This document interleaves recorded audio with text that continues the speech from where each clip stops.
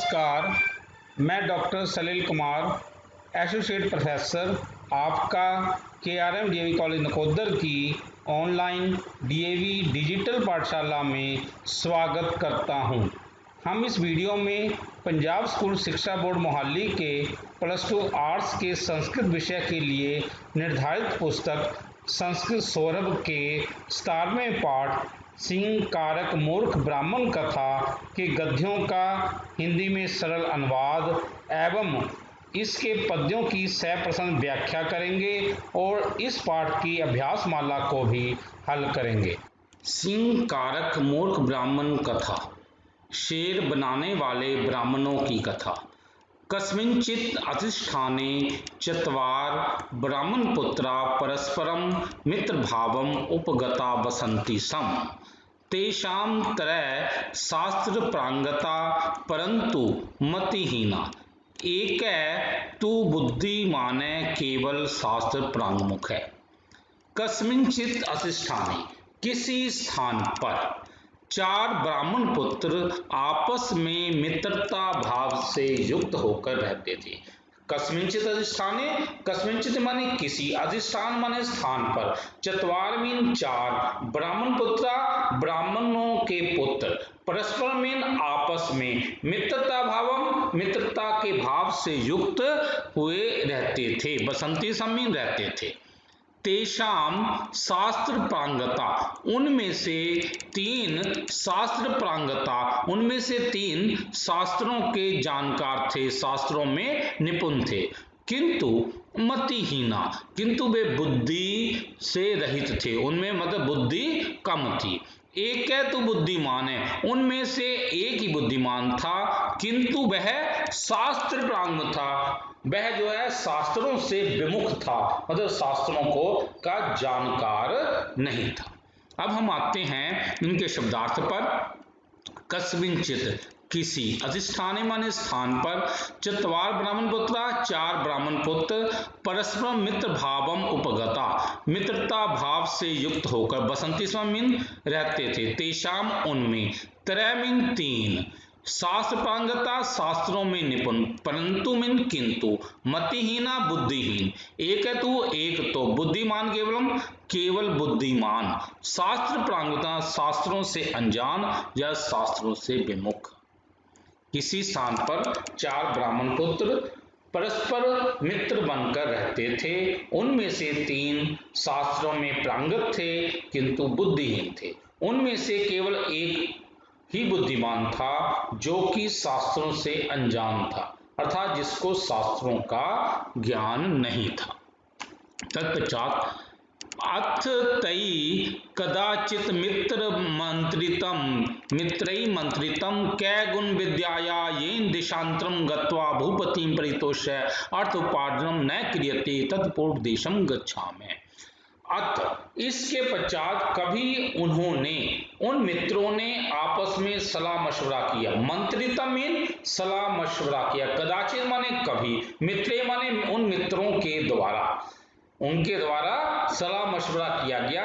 कै गुण विद्याया, कि इस विद्या के गुण का क्या लाभ, कि यदि हम देशांतरम गत्वा, दूसरे देशों में जाकर, भूपतिम परितोष्य, राजाओं को प्रसन्न करके, भूपति माने राजाओं को प्रसन्न करके उनसे अर्थ उपार्जना, उनसे धन ना कमाया जाए, इसलिए तत् माने इसलिए, पूर्व देशम गच्छामि, हम पूर्व देश की ओर चलते हैं।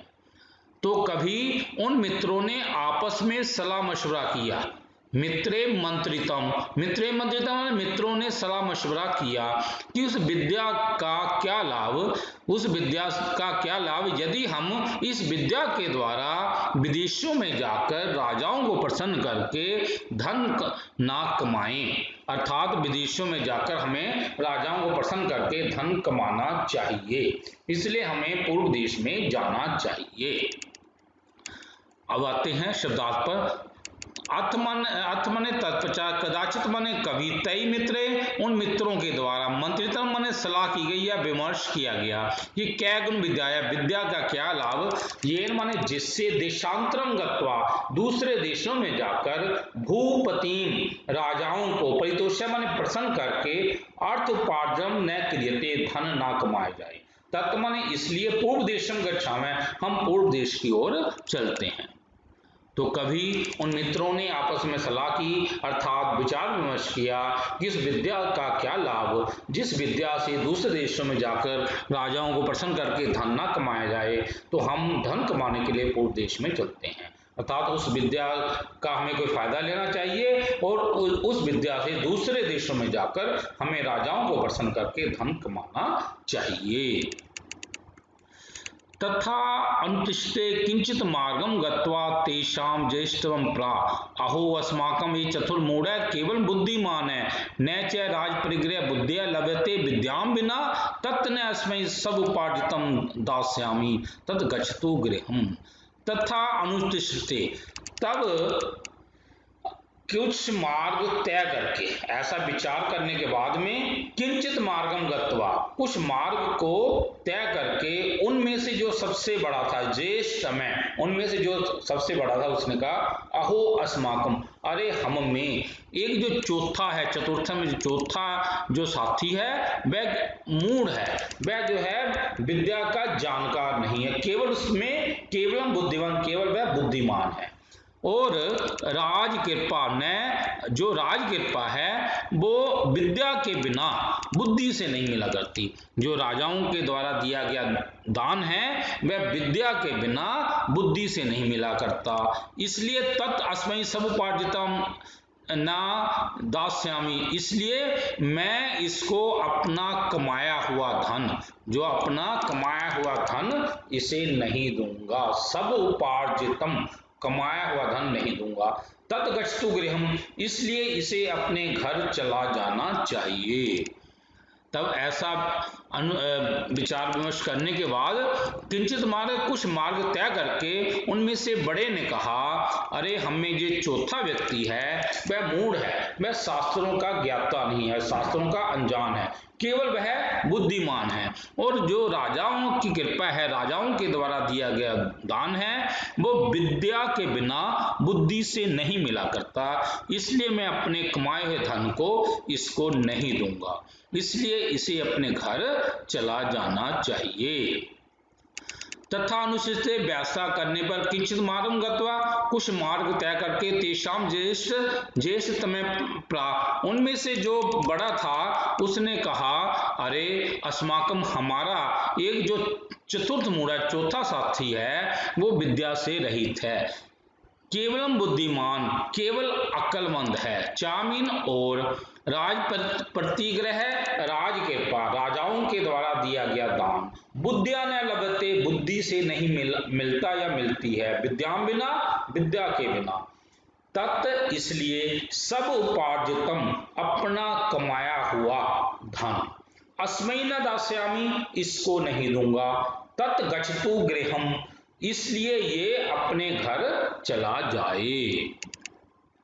वैसा करने पर कुछ मार्ग जाकर उनमें से बड़े ने कहा, ओ हम में एक जो चौथा साथी शास्त्रों से अनभिज्ञ है, शास्त्रों का जानकार नहीं है, केवल बुद्धिमान है, और राज कृपा अर्थात राजाओं के द्वारा दिया जाने वाला दान विद्या के बिना केवल बुद्धि से नहीं मिलता है, तो मैं अपना कमाया हुआ धन इससे नहीं दूंगा, इसलिए यह अपने घर चला जाए।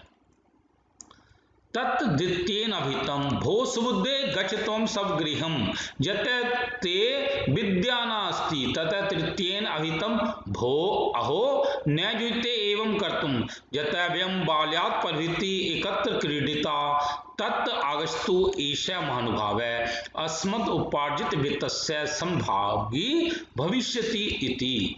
तब द्वितीयेन अभितम, इसके पश्चात द्वितीयेन अभितम, दूसरे ने कहा, द्वितीय माने दूसरे ने, अभितम माने कहा, अरे सुबुद्धि गच्छ तुम सब गृहम, तू अपने घर चला जा, गच्छ माने जा, तुम माने तू, सब गृह माने अपने घर को चला जा, यथा माने क्योंकि ते विद्या नास्ति, तेरे पास विद्या नहीं है। यतः क्योंकि तेरे पास विद्या नहीं है। ततः तृतीयेन अभिहितम, तब तीसरे ने कहा अरे अहोमिन, अरे न युजते एवं कर्तुम, हमें ऐसा नहीं करना चाहिए। न युजते एवं कर्तुम, हमें ऐसा नहीं करना चाहिए। यथा माने क्योंकि हम बाल्यात, बचपन से ही इकट्ठे खेले हैं। तत् अगस्तु एष महानुभाव है, इसलिए इस महानुभाव को भी हमारे साथ आना चाहिए, हमारे साथ आना चाहिए। और अस्मत्, हम अपने कमाए हुए धन का ये भी संभागी होगा, यह भी बराबर का हिस्सेदार होगा। क्योंकि हम बचपन से इकट्ठे खेले हैं, इसलिए इस महानुभाव को भी हमारे साथ आना चाहिए और ये हमारे कमाए हुए धन का बराबर का हिस्सेदार होगा। संभावी मीन भी बराबर का हिस्सेदार। तब ततः द्वितीयेन, तब दूसरे ने कहा अरे सुबुद्धि, तू अपने घर चला जा, क्योंकि तेरे पास विद्या नास्ति, तेरे पास विद्या नहीं है। ततः तृतीयेन अभिहितम, तब तीसरे ने कहा अरे न युजते एवं कर्तुम, हमें ऐसा नहीं करना चाहिए। क्योंकि यथा माने क्योंकि हम बचपन से इकट्ठा खेले हैं, इसलिए इस महानुभाव को भी हमारे साथ आना चाहिए और हम अपने कमाए हुए धन का, हमारे कमाए हुए धन का यह भी बराबर का हिस्सेदार होगा। शब्दार्थ पर आएंगे। तथा मैंने तत्पश्चात द्वितीय नवीतम, दूसरे के द्वारा कहा गया भो सुबुद्धे, अरे सुबुद्धि, तो माने तू सब गृह, हम अपने घर को, अपने घर जता माने क्योंकि ते विद्या, तेरे पास विद्या नैस्ति नहीं है। तथा द्वितीय अभितम, तब तत्पश्चात तीसरे ने कहा अहो, अरे न जुते एवं कर्तुम, ऐसा नहीं करना चाहिए। जत्या एवं बाल्यात प्रवृत्ति, जत्या मीन क्योंकि हम बचपन से ही, बाल्यातन बचपन से लेकर ही एकत्र क्रीडिता, इकट्ठे खेले हैं। ततः आगच्छतु, इसलिए आओ, ईशवन, यह महानुभाव, यह महानुभाव अस्मत् उपार्जितस्य, हमारे कमाए हुए धन का संभावी भविष्यति बराबर का हिस्सेदार होगा।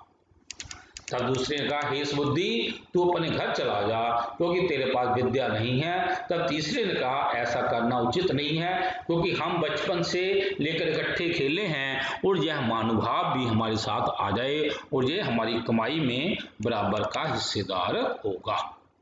उत्तम कहा भी गया है अयम निज परो वेति गन्ना लघु चेतसाम उदार चित्ता नाम तो वसुधैव कुटुंबकम। अयम निज परैवा गणना लघु चेतसा उदार चित्तान तु वसुधा एव कुटुंबकम। यह अयम मने यह अपना है, ये पराया है, ऐसी गणना, ऐसी गिनती लघु चेतसम, तुच्छ हृदय वाले लोग किया करते हैं। क्योंकि उदार चित्त वालों के लिए तो ये सारी धरती ही, वसुधा माने सारी धरती ही परिवार होती है। अयम निज, यह अपना है, ये पराया है, ऐसी गिनती छोटे लोग किया करते हैं, यह तुच्छ हृदय वाले लोग किया करते हैं। उदार चित्त वालों के लिए तो ये वसुधा में सारी धरती ही, कुटुंब का माने परिवार होती है। शब्दार्थ है अयम माने यह, निज माने अपना, बा माने या, परैमिन पराया, इति गन्ना लघु चेतसम, इस प्रकार की गिनती या विचार छोटे दिल वाले या ओछे लोग किया करते हैं। उदार चित्तान, उदार हृदय वालों के लिए, तू माने तो, वसुधा एवं सारी धरती ही, कुटुंबकम, कुटुंब माने परिवार होती है। ये श्लोक है, इसका प्रसंग, अर्थ और व्याख्या आएगी, इसलिए हमने यहाँ पर प्रसंग भी किया है। प्रस्तुत श्लोक हमारी 12वीं की कक्षा की संस्कृत की पाठ्य पुस्तक संस्कृत सौरभ में संकलित पाठों में से सिंह कारक मूर्ख ब्राह्मण कथा नामक पाठ में से लिया गया है। और ये कथा विष्णु शर्मा द्वारा लिखित पंचतंत्र नामक नीति कथा साहित्य के पंचम तंत्र अपरीक्षित कारक में से ली गई है। सलार्थ है यह अपना है या पराया है, इस प्रकार की गिनती या विचार छोटे दिल वाले या ओछे लोग किया करते हैं। उदार हृदय वालों के लिए तो सारी धरती ही परिवार हुआ करती है। व्याख्या है ब्राह्मण कुमार पूर्व देश में जाकर अपनी शास्त्रों की विद्या द्वारा राजाओं को प्रसन्न करके धन कमाना चाहते थे। 2 ब्राह्मण कुमार अपने साथ चौथे ब्राह्मण कुमार जो कि शास्त्रों से अनभिज्ञ था, उसे अपने साथ नहीं ले जाना चाहते थे। तब तीसरा ब्राह्मण कुमार उन्हें समझाते हुए कहता है कि राजाओं को प्रसन्न करके जो भी कमाई होगी उसमें हमारा ये बचपन का साथी, हमारा परम मित्र बराबर का हिस्सेदार होगा। यह अपना है या पराया है, इस प्रकार की गिनती या विचार छोटे दिल वाले उच्च लोग किया करते हैं। उदार हृदय वालों के लिए तो ये सारी धरती ही कुटुंबीय परिवार हुआ करती है। अर्थात उदार हृदय वाले लोग तो धरती पर रहने वाले सभी प्राणियों को अपना परिवार मानते हैं। इस प्रकार इस श्लोक की प्रशंसित व्याख्या समाप्त हुई। अब हम आगे कहानी पर आते हैं। तथा सविकृते सती तई मार्गाश्रिते अटव्याम कतिचित् अश्रीनि दृष्टानि ततः एकेन अभिहितम् अहो अद्य विद्या प्रत्यक्रियते किंचित् एतत् मित्तं सत्यं तिष्ठति तत् विद्या प्रभावेन जीवितं कर्म अहम अस्ति संचयं करोमि। तथा स्वीकृत है, ऐसा स्वीकार किए जाने पर तई उन्होंने मार्गाश्रित है, उन्होंने कुछ मार्ग तय किया था, तो अटव्याम उन्हें जंगल में, कतिचित् अष्टिनी उन्होंने जंगल में कुछ हड्डियों को देखा। ऐसा स्वीकार किए जाने पर उन्होंने तय मने उन्होंने अभी कुछ मार्ग तय किया था कि अटव्याम उन्हें जो है जंगल में कुछ हड्डियां नजर आई। तथा एक उसमें उनमें से एक ने कहा अहो अद्य विद्या प्रत्यकृते, हम आज अपनी विद्या को परखते हैं। प्रत्यकृते हम इस विद्या को परखते हैं। किंचित मृतम सत्यम दृष्टि, यह कुछ मरा हुआ जानवर यहाँ पर पड़ा हुआ है, यहाँ ये कोई मरा हुआ जानवर पड़ा हुआ है। तत्व विद्या प्रभाव में, तो हम अपनी विद्या के प्रभाव से जीवितम कुर्मः, हम इसको जीवित करते हैं। अहम अस्थि संचयम करोमि, इसलिए मैं इन हड्डियों को इकट्ठा करके इन्हें जोड़ता हूं। तब वैसा स्वीकार किए जाने पर उन्होंने कुछ मार्ग को तय किया। तब उन्हें जंगल में कोई हड्डियां दिखाई दी। तब उनमें से एक ने कहा अरे हम अपनी विद्या को परखते हैं, कि जो पढ़ के आए हैं उस विद्या को अब हम परखते हैं। तो ये कोई मरा हुआ जानवर पड़ा हुआ है, तो हम इसके अपनी विद्या के प्रभाव से इसको जीवित करते हैं। तो मैं अस्थि संचयम करोमि, मैं इन हड्डियों को जोड़ता हूं। तथा स्वीकृति वैसा स्वीकार किए जाने पर तई मार्गाश्रित, उनके द्वारा मार्ग तय किए जाने पर अटव्याम माने जंगल में, कतिचे माने कुछ, अस्तिनी हड्डियां, दृष्टानी माने देखी गई, ततः और इसके बाद एकेन अभिहितम्, एक के द्वारा कहा गया, अहोमिन अरे, अद्य माने आज, विद्या वर्ते विद्या की परीक्षा, क्रियते माने की जाए, किंचित माने कोई, एतत् माने यह, मृत सत्यम मरा हुआ जानवर, दृष्टि पड़ा हुआ है, तत्व माने इसलिए, विद्या प्रभावेन विद्या के प्रभाव से, जीवितम कर्म जीवित करते हैं, अहम माने मैं, अस्थि संचयम करोमि हड्डियों को इकट्ठा करता हूं या जोड़ता हूं। वैसा स्वीकार किए जाने पर मार्ग पर चलते हुए उन्होंने जंगल में किसी प्राणियों की हड्डियां देखी। तब उनमें से एक ने कहा वाह, आज विद्या की परीक्षा करते हैं, यह कोई मृत जीव पड़ा हुआ है, तो विद्या के प्रभाव से इस प्राणी को जीवित करते हैं, तो मैं हड्डियों को जोड़ता हूं।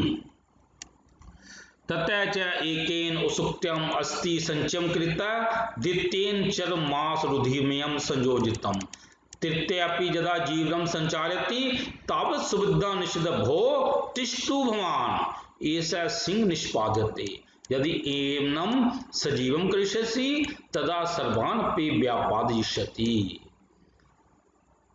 तत्पश्चात एक ने उत्सुकता पूर्वक उसकी हड्डियों को इकट्ठा करके उन्हें जोड़ दिया, और द्वितीयन और दूसरे ने चर्बी, मांस, खून, उसकी चर्बी, मांस, खून आदि से युक्त उसको कर दिया। उस जो प्राणी को जो है मांस, चर्बी, खून आदि से युक्त कर दिया। तृतीयेन अपि, तब तीसरा साथी उसमें जीवन का संचार करने लगता है। तभी सुबुद्धि ने उसे रोककर कहा अरे चिष्टु भगवान, अरे आप ठहरिए, यह तो शेर बनाया जा रहा है, ये शायद सिंह निष्पादित, यह शेर बनाया जा रहा है, यदि तुम इसको जीवित करोगे तो ये हम सर्वान व्यपाश्यति, यूं हम सबको ये निपटा देगा, हम सबको मारकर ये खा जाएगा। तब एक ने उत्सुकता पूर्वक हड्डियों को इकट्ठा करके जोड़ दिया। तब दूसरे ने उसमें चर्म, मांस और खून से युक्त उस प्राणी को कर दिया। तब तीसरा भी जैसे इसमें जीवन का संचार करने लगता है, तब सुबुद्धि ने उन्हें रोकते हुए कहा, भो, अरे आप ठहरिए, ईशा सिंह निष्पादित, यह शेर बनाया जा रहा है। यदि आप इसको जीवित करोगे तो ये हम सबको निपटा देगा, अर्थात हम सबको मारकर खा जाएगा।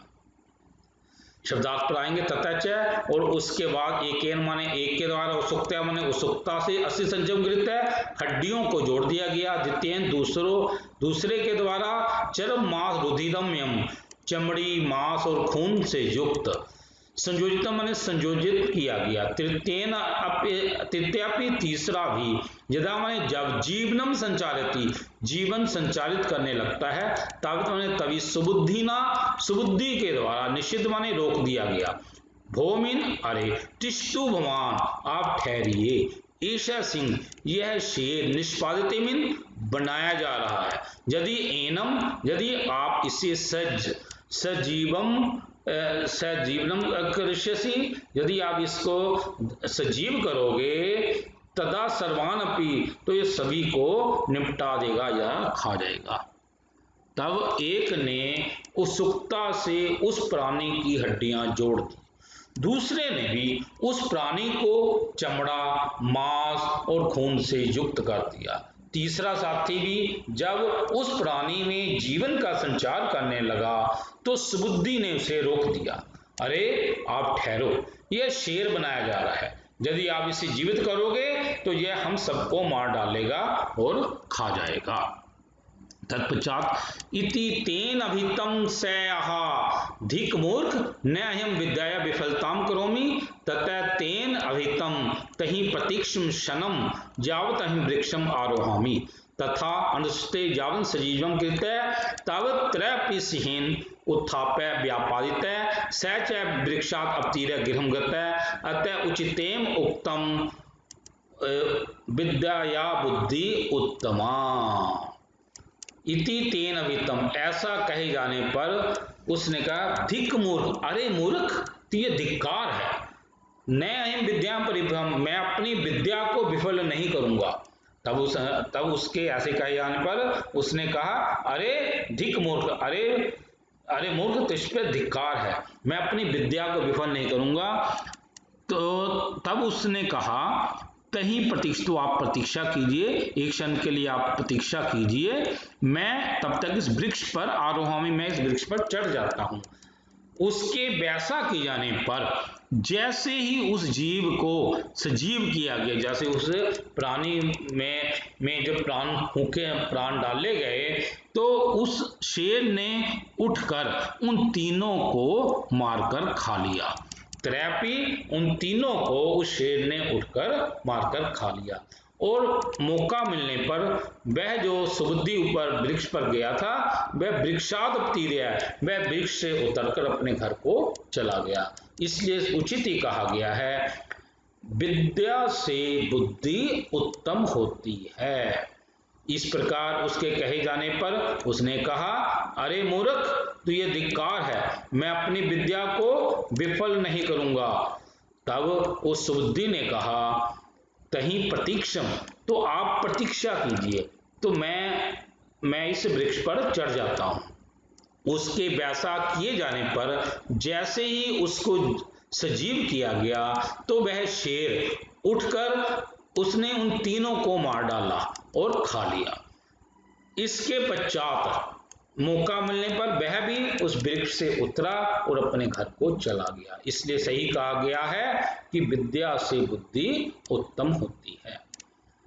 इति तेन अभितम, इस प्रकार उसके कहे जाने पर सा, उसने कहा, धिक मूर्ख, अरे मूर्ख, तुझ पर धिक्कार है, नैमी नहीं, अहम माने मैं, विद्या माने विद्या का, विफलता माने विफल, करोमी मीन करता हूं, ततः तेनवितम तो उसके द्वारा कहा गया, तही माने तो, प्रतीक्षासनम कुछ देर प्रतीक्षा कीजिए, यावत माने तब तक, अहम माने मैं, वृक्षम आरोह में वृक्ष पर चढ़ जाता हूँ, तथा अनुचित से उसके व्यासा किए जाने पर, यावत जैसे ही सजीव कृत्य सजीव किया गया, तावत माने तो, त्रैपी तीनों भी, सिंह शेर के द्वारा, उत्थाय माने उठकर, व्यापारितों ने निपटा दिए गए अर्थात मार डाले गए, सामान्य वह साप पुनः और फिर वृक्षादतीरे वृक्ष से उतरकर गृहगत घर चला गया। अतः उचितम एवं उत्तम, इसलिए उचित ही कहा गया है कि विद्या से बुद्धि उत्तम होती है। उसके ऐसा कहे जाने पर तीसरा साथी बोला, अरे मूर्ख, धिक्कार है, मैं विद्या को निष्फल नहीं करूंगा। तब उसने कहा, थोड़ी देर प्रतीक्षा करो, तब तक मैं पेड़ पर चढ़ जाऊं। वैसा हो जाने पर अर्थात सुद्धि के वृक्ष पर चढ़ जाने पर जैसे ही वह शेर जीवित किया गया, वैसे ही उन तीनों को उस शेर ने उठकर मार दिया और खा गया, और फिर अवसर देखकर वह सुबुद्धि भी पेड़ से उतरकर अपने घर चला गया। इसलिए उचित ही कहा गया, विद्या से बुद्धि उत्तम होती है। इस प्रकार हमारा ये जो पाठ यहाँ पर समाप्त होता है। अब हम इस पाठ के अभ्यास माला पर आएंगे। अभ्यास माला, निम्नलिखित प्रश्नों के उत्तर हिंदी में लिखें। मार्ग में चलते हुए बड़े ब्राह्मण पुत्र ने क्या कहा? ओ, हम में एक चौथा साथी जो शास्त्रों का जानकार नहीं है, केवल बुद्धिमान है, और राज कृपा विद्या के बिना केवल बुद्धि से नहीं मिला करती है, तो मैं अपना कमाया धन इसे नहीं दूंगा, इसलिए यह अपने घर चला जाए। ये हो गया पहले प्रश्न का उत्तर। दोनों ब्राह्मण पुत्रों की बात सुनकर तीसरे ने क्या कहा? ऐसा करना उचित नहीं है, हम चारों ब्राह्मण पुत्र, ऐसा करना उचित नहीं है, हम चारों ब्राह्मण पुत्र बचपन से इकट्ठे खेले हैं, तो यह महानुभाव भी हमारे साथ आ जाए और यह भी हमारे कमाए हुए धन में बराबर का हिस्सेदार होगा। मरे हुए जीव में प्राण संचार कर रहे ब्राह्मण पुत्रों को रोकते सुबुद्धि ने क्या कहा? अरे आप ठहरो, यह शेर बनाया जा रहा है, यदि आप इसे जीवित करोगे तो यह हम सबको मार डालेगा और खा जाएगा। इस प्रकार ये हो गए हिंदी के प्रश्न उत्तर। अब है संस्कृत में। के परस्पर मित्र भाव उपगता संति, कौन आपस में मित्रता का भाव में रहते थे? कौन थे वे? चार ब्राह्मण पुत्र। तो हमें यह लिख देना चत्वार ब्राह्मण पुत्र। के स्थान पर, यहाँ जो के है ना, के स्थान पर हमें यह लिख देना है जो है चत्वार ब्राह्मण पुत्र। ब्राह्मण पुत्र धन उपार्जन कम देशम, ब्राह्मण पुत्र धन कमाने के लिए कौन से देश को गए? तो यहाँ पर कम के स्थान पर हमें जो क्या लिख देना है? पूर्व देशम गता। कम के स्थान पर हमें लिख देना है पूर्व देशम गता। अयम निज प्रोवेति केशाम गणना, ये अपना है, प्राय है, ये किन की गणना है? ये जो है किन की गणना है? लघु चेत साम गणना। तो इस प्रकार यहाँ पर ये संस्कृत में उत्तर भी समाप्त हो गया। अब हम हैं निम्नलिखित शब्दों का संस्कृत में वाक्य प्रयोग करें। ये सत्व मीन प्राणी मतलब जानवर, देशांतर में देश मतलब दूसरे देशों को, अवतीर्ण माने उतरकर, व्यापारिता माने मार दिया, गणना माने गिनती, सत्व माने जंतु। तो हम पहले तो ये देखते लेसन हमने कहाँ पढ़ा, किंचित एतम मृतम सत्वम तिष्ठति, या कोई मरा हुआ जीव पड़ा हुआ, ये देख सकते हैं। किंचित अपनी सत्वम मां पीड़ित, किसी भी जंतु को नहीं सताना चाहिए। पुरतः मृतम सत्वम तिष्ठति, सामने मरा हुआ जंतु पड़ा हुआ है। तो यहाँ पर ये हमने 3 सेंटेंस बना दिए हैं, इनमें से कोई भी जो आपको आसान लगता है उसको आप देख सकते हो कि एक ही करना होता है। देशांतर दूसरे देशों को, कै गुण विद्याया ये देशांतरम गत्वा भूपति परितोष्य अर्धोपार्जनम न क्रियते, उस गुण का क्या लाभ यदि दूसरे देशों में जाकर राजाओं को प्रसन्न करके धन न कमाया जाए। तो ये सेंटेंस हमने इस लेसन में पढ़ा। हमें आसान सा बनाना है। आसान देखो, देशांतरम क्या बन सकता है? परिश्रमी पुरुष देशांतरम गत्वा धनमर्जति, मेहनती पुरुष दूसरे देश में जाकर धन कमा लेता है। अब और यदि है इसमें से यदि छोटा वाक्य बनाना हो इस मामले में, तो ये बन सकता है देशांतरम गत्वा अर्थोपार्जन क्रियते, दूसरे देश में जाकर धन कमाया जाए। कोई भी इनमें से तीनों में से कोई एक सेंटेंस किया जा सकता। अब तीरे मीन उतरकर, साच है पुनः वृक्षात अवतीरम गृहम करता है, और वह वृक्ष से उतरकर अपने घर चला गया। तो सा वृक्षापति गत है, वह वृक्ष उतर कर घर चला गया, इसको और छोटा कर सकते हैं। यदि है, यदि बानर वृक्षापति धावत, बंदर वृक्ष से उतर कर भाग गया। कोई भी सेंटेंस आपको जो आसान लगता है वो आप कर लेना। व्यापादिता मीन मार दिया। यावत सजीवा कृत्य तावत त्रयापि सिंहेन उत्थाय व्यापादित, जैसे ही उसे सजीव किया गया उस शेर ने उठकर उन तीनों को मार डाला। सिंहेन सर्वे ब्राह्मण पुत्र व्यापादित है, शेर ने सभी ब्राह्मण पुत्रों को, शेर के द्वारा सही ब्राह्मण पुत्र मार डाले गए। तेन सर्वे शत्रु व्यापादित है, उसके द्वारा सभी शत्रु मार डाले गए। गणना मीन गिनती। अयम निज परोवेती लघु चेतसाम गणना, ये अपना है, ये प्राय ऐसी गिनती छोटे चित्त वाले लोग करते हैं। सा मूढ़ास्ति गणना न जानती, वह विद्या से अनभिज्ञ है, गिनती नहीं जानता। इयम गणना लघु चेतसाम अस्ति, यह गिनती छोटे दिल वालों की है। इति शुभम। प्रिय साथियों, यदि आपको यह वीडियो पसंद आया हो तो कृपया लाइक, कमेंट और शेयर के माध्यम से हमें प्रोत्साहित करने का कार्य अवश्य करें, ताकि हम आगे भी संस्कृत विषय से संबंधित ज्ञानवर्धक वीडियो बनाकर YouTube पर पोस्ट करते रहें। कृपया हमारे चैनल सलील कुमार राजपूत को सब्सक्राइब भी करें। धन्यवाद।